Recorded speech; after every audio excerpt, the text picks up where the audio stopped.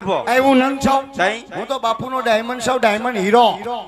મારી મારી જો લીરા કાઢી નાખ્યા એ તો હમણાં મોજમાં આવ્યા હતા ને એટલે કાઢી નાખ્યા પુષ્પરાજ ને અડી ગયા હતા કઈ વાંધો નહીં બાપુ ને વાત કરો શેની કે દાદા અંદર આવવાની રજા માંગ્યા તો દાદા એકારે બધું કહી દો ઘડીએ ઘડીએ ટકા પે ટકો ખવડાવો શેના દે ટકા ના કહીશું એ દાદા વાઈડી છોકરા છે એ કઈ પૂછવાનું ન હોય કાતે તમે મારા બાનું પૂછ્યું હું કઈ બોલ્યો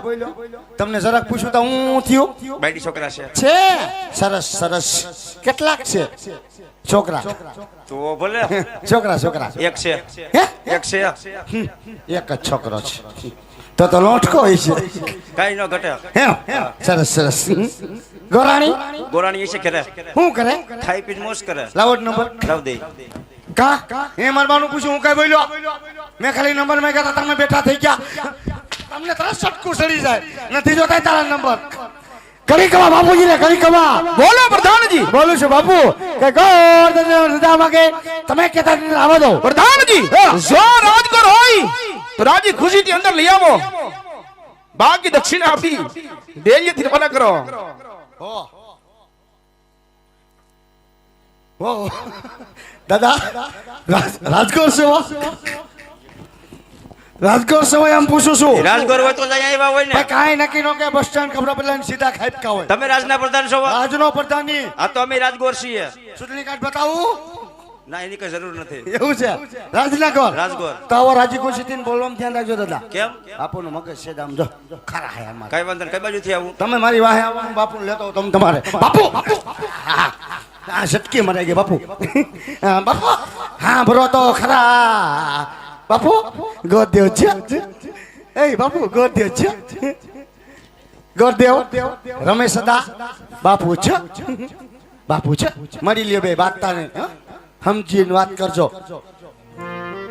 અરે મહારાજ પ્રણામ છે આપણા સોનોમાં જા ભૂદેવના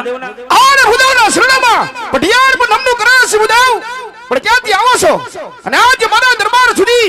આવવાનું કારણ ભૂદેવ અરે મહારાજ જોવાની વાત કરતા હોય ને તો પોકરણગઢથી આવો છું પોકરણગઢના રાજા અજમલ આ જન્મ દીકરી સગુણાનો લીલો શ્રીફળ લઈ અને આ સુધી આવ્યો છું આ ભૂદેવ ખામોશ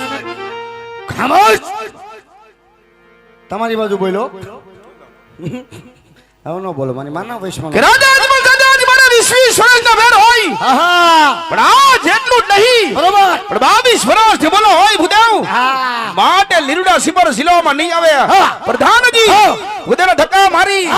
રાજની બહાર કાઢો હાલો દાદા નીકળો બારા તમારું ઠુસ થયું ક્યાં એ નીકળો બારા શું ન ક્યાં જાવું ન જાવ એટલે વળી એ ન જાવું એ અહીંયા જ મારા ઊભું બાપનું છે મારો બાપ કેમ કરવું પડે મારે અરે અહીંયા ઊભું નથી ઊભું રહેવું અહીંયા ઊભું એટલે વળી નીકળો અંબારા આ તો મારી માથે હાલી જાય વળી નીકળો અંબારા એ ન જાવું ના પડે ને અહીંયા જ ઊભું બાપુ બોલો થતો નથી કેટલી વાર કીધું પણ આમ કાઢું છું પણ લે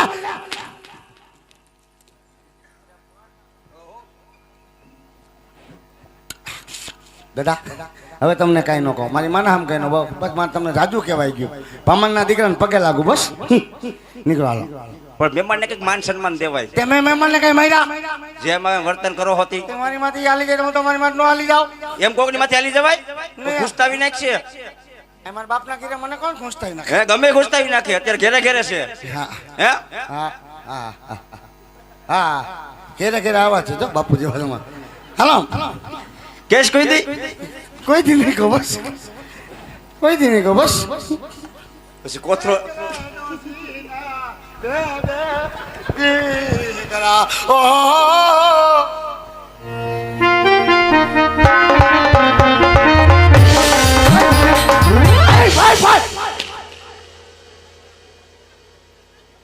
દાદા કોકના ગીત ગવાય તે ભજન મેં તો ગાયું મેં મને માર્યો એટલે મેં ગાયું હાલો તો હવે કાંઈ ન કહો મારી માને આમ ન કહો નકર કોથરો યાદ છે ને હા હવે ન બોલ બસ મારી માને આમ ન બોલ હવે વ્યા જવાયથી કોથરો તારો દીકરો આમ જો ફૂકાઈ ગયો છે બાપ એ તો પલ્લી ગયો તો ને કોસલાઈ ગયો તો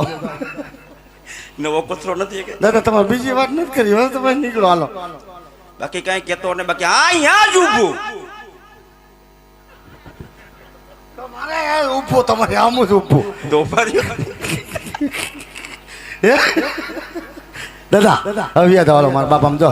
તમને મારા આમ બસ હવે વ્યાજ આવો વ્યાજ આવવાથી એમ નહીં બાપુને હું કીધું બાપુ એટલા ટાંડર થઈ ગયા એટલે અમને એવી ખબર નથી શેની કે પોકરણગઢમાં તમારા બાપુની આવીને બાવળિયા વાટી ગયા તો અમને થોડીક વાટી ગયા વાવી ગયા તો અમને વાટી ગયા થોડી નહીં. ખબર હતી કે ઈ વાટેલા બાવરી અમારા થઈને તમે એવો સોચ બાપુ કેદી વાટી આવી છે મારી તો ખબર જ નથી મને ઉનાળામાં ક્યાં છે ઈ અમે નહીં હોય કોઈ બીજા આવી જાવ મજૂર મારા બાપુને જજરી આવી ગયા તમારે કઈ પોકરણગઢમાં કઈ વેરા દાદા પોકરગઢનું નામ લેવાય નહીં તમારે પોકરગઢમાં મારા બાપુને પટિયાર બાપુને બહ બહાટી બોલે બહ બહાટી